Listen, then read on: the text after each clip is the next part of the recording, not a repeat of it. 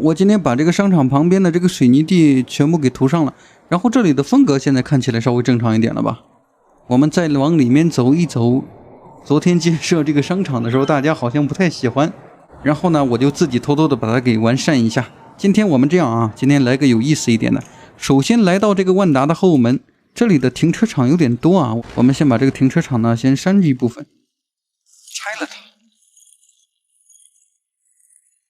哇，你看拆了以後啊，它有沒有一種春運的感覺？某一些車輛他們停在了旁邊的停車場，但是他們不知道的是啊，這個明天和意外究竟哪個先到來，所以我們把它剛停好的車呢也拆了。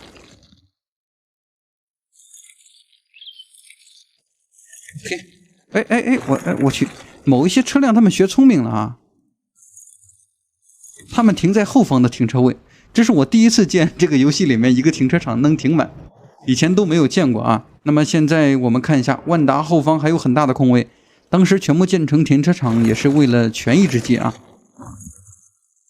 我去，這兩個停車位我現在都有點不是太想拆了，這行人越來越多，想一下這兩個停車位好像也沒有收費是吧？那麼就拆了。OK， 這些市民他們都放假了，其中這些廣場上的隱形道路呢也可以不要了，好像沒有了吧？檢查一下啊，沒有的話我們就在這兒開始去建設新的設備了。這裡有一條隱形道路，好像看起來挺明顯的。然後呢，我們再選取一條普通的4車道公路，比如說從這兒先開一條路口，和前方的這個隱形道路最好能夠把它給錯開，是吧？連在這兒。那麼這個時候啊，我們就不再修90度的路線了。這個路也刪了，看一下，哎，旁邊好像正好有一個公交車位啊。那麼至於在這個停車場的旁邊呢，我們看一下能不能先放一個商店，最好是沒有那麼高的，放在這兒吧。我們不造景啊，除非忍不住。哎，我去，這個節點有點不是太好掌握啊。用這個圍欄把這個後方的商店我們稍微圍起來。你看停車場分隔開了以後啊，這個商場它現在這個位置就是合理了。至於這個位置的話，它應該也加一圈商業的。來吧，那麼找到4×2的商店呢，可以在這個位置直接放一圈。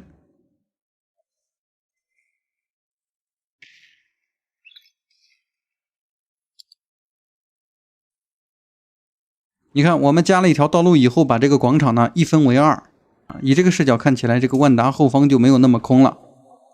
那麼這個位置呢，我們可以做一個纜車站，方便這些山上的市民，他們可以快速的來到單軌列車進行中轉，是吧？那麼現在我們打開纜車的選項啊，找一下纜車站，上方好像沒有位置了。那麼把它放在這兒，看一下效果。這個時候遊戲需要暫停一下，我懷疑馬上就要參模了。OK， 你看放這兒了以後。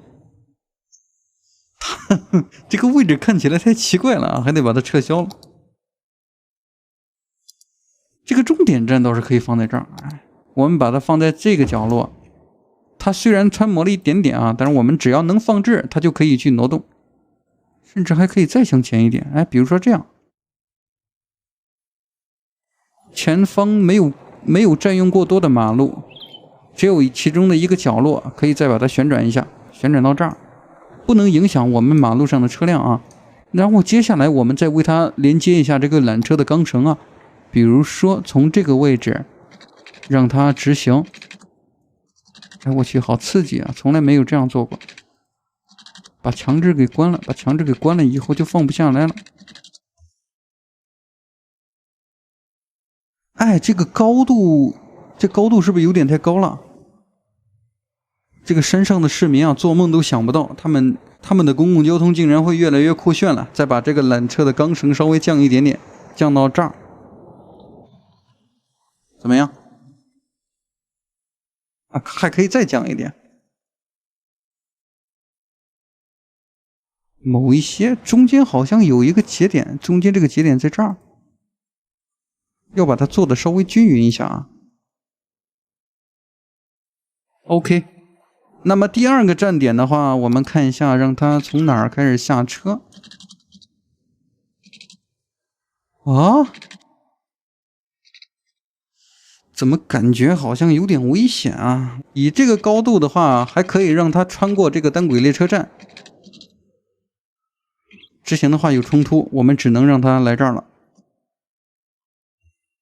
OK， 再檢查一下，逐步的把它要降低，直到把它降低的接近路面了，我們才可以去放置下一個單軌列車站。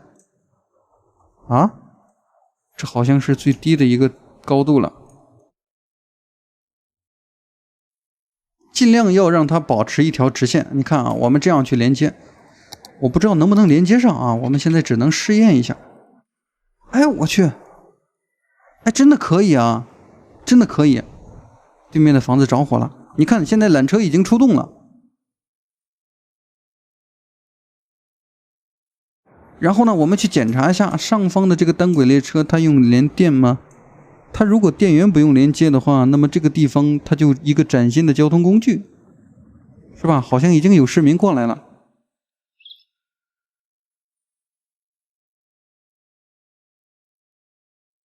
哎，還可以啊，還可以。找一個纜車來跟蹤一下，不，來跟隨一下，以它的第一視角吧。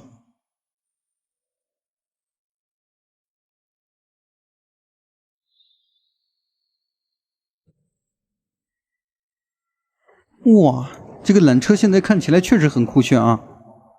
然後呢，我突然感覺中間的這個節點我們降得太低了，還需要再次的把它升高一點點。比如說找到它。